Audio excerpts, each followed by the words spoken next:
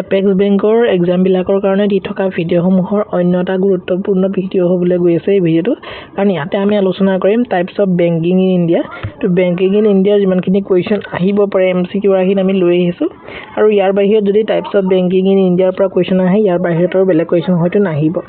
so first কুৱেশ্যনটো আমি চাম first কুৱেশ্যনটো কি দিয়া আছে ফাৰ্ষ্ট কুৱেশ্যনটো দিয়া আছে আমি যদি মন কৰোঁ ইয়াতে সুধিছে banks can undertake certain eligible financial services or activities either departmentally or by setting up subsidiaries called তাৰমানে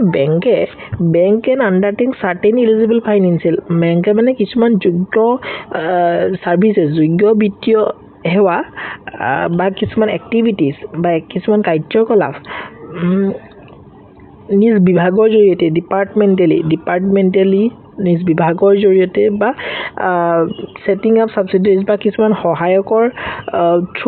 যোগেদি সহায়ক প্ৰতিষ্ঠানৰ যোগেদি স্থাপন কৰি আগবাঢ়াব পাৰে তাৰমানে ইয়াত এটোৱে কৈছে বেংকে কিছুমান যোগ্য বিত্তীয় বা বিত্তীয় কাৰ্যকলাপ বা যিকোনো ধৰণৰ কাৰ্যকলাপ বা বিত্তীয় সেৱা নিজ বিভাগৰ জৰিয়তে বা নিজৰ বিভাগৰ কিছুমান সহায়ক প্ৰতিষ্ঠানৰ যোগেদি আগবাঢ়াব পাৰে তো এইবিলাকক আমি কি বুলি কওঁ এইবিলাকক আমি গ্ৰীণ বেংকিং বুলি কওঁ নে ৰিটেইল বেংকিং বুলি কওঁ নে পেৰা বেংকিং বুলি কওঁ নে নেৰো বেংকিং বুলি কওঁ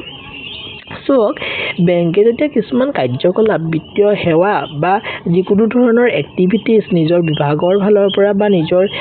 সাবসিডিয়াৰিজ সহায়ক যিবিলাক প্ৰতিষ্ঠান সেই প্ৰতিষ্ঠানৰ যোগেদি আগবাঢ়াবলৈ যায় হেতুক আমি পেৰা বেংকিং বুলি কওঁ পেৰা বেংকিং PARA পেৰা বেংকিং এটো মনত ৰাখি থব দেই ঠিক আছে নেক্সট আমি যাম কোৱেশ্চন নম্বৰ 2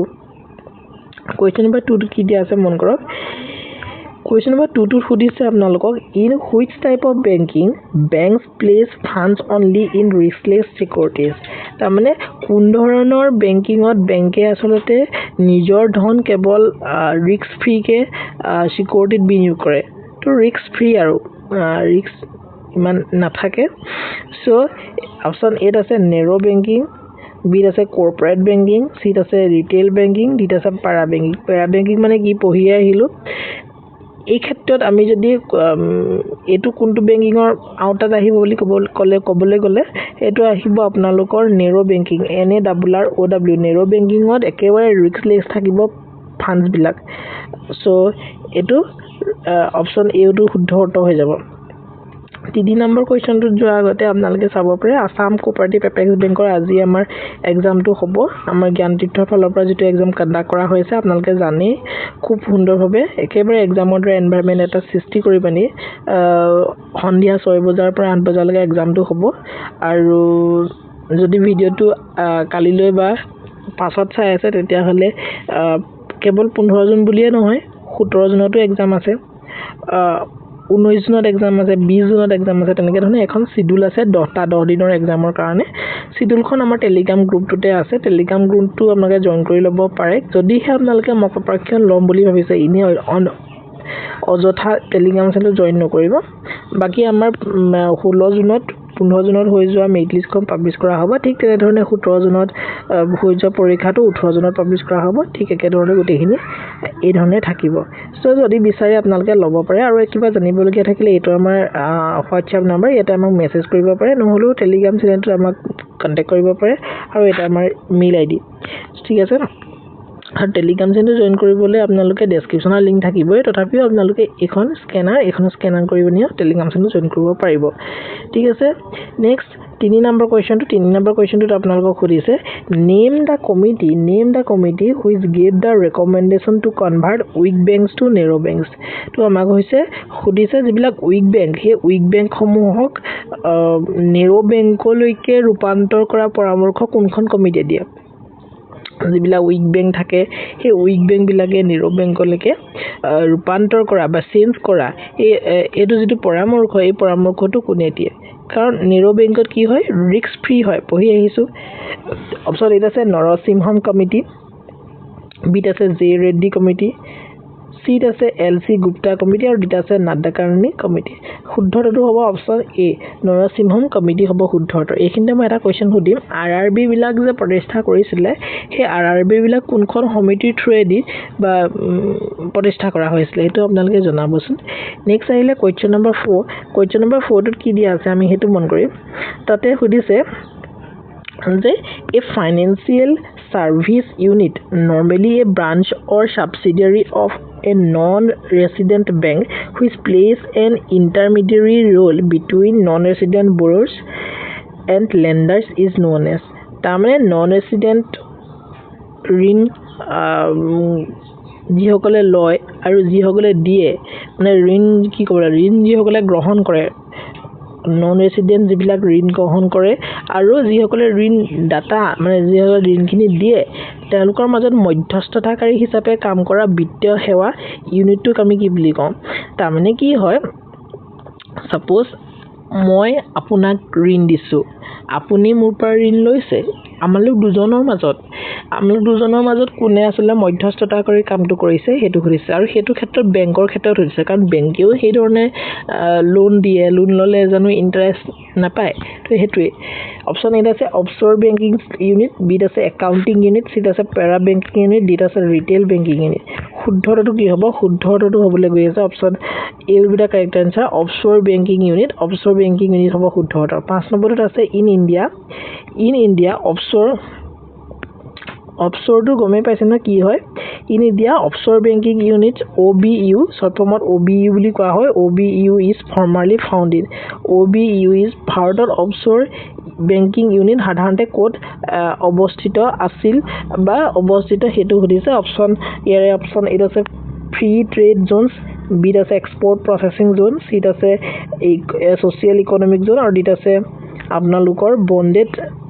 লজিষ্টিক পাৰ্ক শুদ্ধটো হ'ব option C will be the correct answer special economic zone মানে কি বুজি পাই নাই আপোনালোকে স্পেশাল ইকোনমিক জোন মানে হেতু জোন যত নেকি বিজনেস পাৰপসৰ কাৰণে এডখ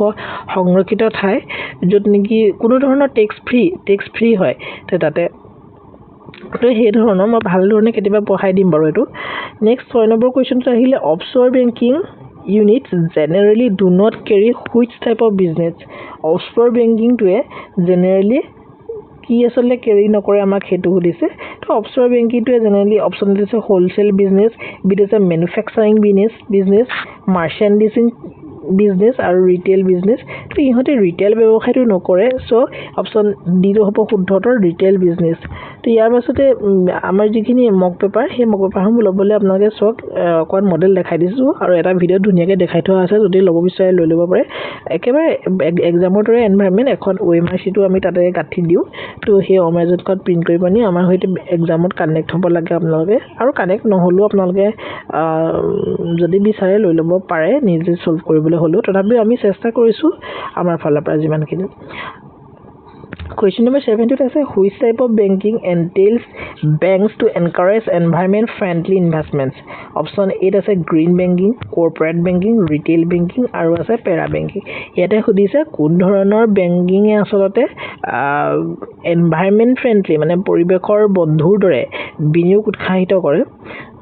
তো ইয়াতে শুদ্ধটো হ'ব তো গমে পাইছে গ্ৰীন বেংকিং গ্ৰীন ৱৰ্ডটোৰ পৰা ওলাই থাকিব তো গ্ৰীন বেংকিং হ'ব শুদ্ধটো কিছুমান বস্তু তেনেকৈ ধৰণে ওলাই থাকে আসলে নেক্সট যদি যাও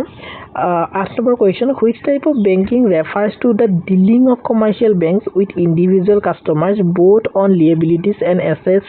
sides of the balance sheet তো বাণিজ্যিক বেংকে ব্যক্তিগত গ্ৰাহকৰ হৈতে লেনদেন কৰা বেংকিং ব্যৱস্থা কি বুলি কোৱা হয় ইয়াত হেতুৱে খুদিছে যে কমাৰ্শিয়াল বেংকবিলাকে লেনদেন ব্যক্তিগত গ্ৰাহকৰ হৈতে লেনদেন কৰা যেটো বেংকিং ব্যৱস্থা হেতুক আমি কি বুলি কওঁ অপচন এ আছে ৰিটেইল বেংকিং বি আছে পাৰ্সোনেল বেংকিং সি আছে কৰ্পোৰেট বেংকিং আৰু ডি আছে কাস্টমাৰ বেংকিং কাস্টম বেংকিং শুদ্ধটো হ'ব ৰিটেইল বেংকিং হ'ব শুদ্ধটো এইবিলাক মনত ৰাখি থব নেক্সট অকমান আজি চাগে ভিডিওটো বৰ টাফ লাগিছে নহয় জানো বাট ষ্টিল এখিনি ইম্পৰ্টেন্ট হয় নেক্সট আহিলে fixed deposit fixed current and saving accounts come under which type of the product offered by banks to ইয়াতে হদিছে ফিক্সড ডিপোজিট বা কারেন্ট একাউন্ট বা সেভিং একাউন্টৰ যিবিলাক বেংক এই বেংকবোৰ কোন ধৰণৰ আসলতে কি ক'ব লাগিব which type of products offered by the banks products বুলি কৈছে কোন ধৰণৰ প্ৰডাক্টৰ আওতাত আমি লিখিব পাৰিম অপশ্যন আছে এছেছড বিত আছে ঋণ চিত আছে লোন মানে লিয়েবিলিটিজ এণ্ড ডিত আছে আপোনালোকৰ অভাৰড্ৰাফ্ট তো শুদ্ধটো হ'ব লিয়েবিলিটিজ হ'ব শুদ্ধটো option C will be the correct answer 2 নম্বৰ কুৱেশ্যনটোতে আমি সামৰি দিওঁ বহুতকেইটা কুৱেশ্যন আছে ইয়াতে এতিয়া গোটেইখিনি কুৱেশ্যন কৰি দিলে আপোনালোকে বৰিং পাই যাব অকণমান টাফ কতে লাগিছে চ' এই 10টাকে মনত ৰাখকচোন বাকী 10টা পাছত দি দিম ঠিক আছে নেক্সট আহিলে mortgages loan for example personal housings auto and educational are the these type of products offered by banks option A আছে লিয়েবিলিটিজ বিত আছে এছেছ চিত আছে লোনছ আৰু ডিত আছে ছেভিংছ তাৰমানে ইয়াৰে শুদ্ধটো কোনটো হ'ব এছেছ হ'ব শুদ্ধটো option B will be the correct answer ঠিক আছে তো ভিডিঅ'টো ইমানতে সামৰিছোঁ কাৰণ কুৱেশ্যনকেইটা অকণমান মই গম পাইছোঁ প্ৰেছাৰ হৈ গৈছে আপোনালোকৰ বাৰু যি নহওক নতুন কাৰণে এনেকুৱা ধৰণৰ লাগিছে 2-3 বাৰ চাব মনত ৰৈ যাব ঠিক আছে যিমান পাৰোঁ সহজকৈ কৈ দিবলৈ চেষ্টা কৰিছোঁ তো ইমানেই আছিলে থেংক ইউ